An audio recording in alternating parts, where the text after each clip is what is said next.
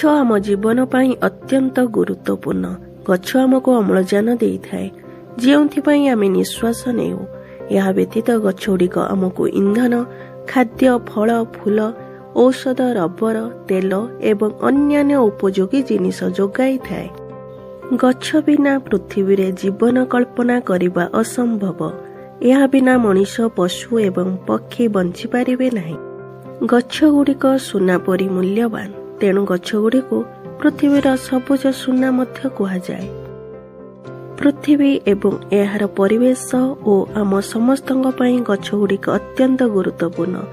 आम समस्तଙ୍କ जीवन ପାଇଁ गछ गुड़िक सुरक्षित करने अत्यंत गुरुत्वपूर्ण। गछ गुड़िक मूल्यवान प्राकृतिक संपद। आमे गछ लगाइबा सहित गछर जत्न नेबा उचित, किंतु किछि लोक निजर लाभ ପାଇଁ अनेक गछ काटନ୍ତି, जहा भूल अटे।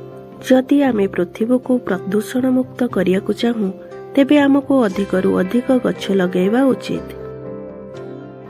गछ पाई आमे शुद्ध और स्वच्छ पवन पाऊ।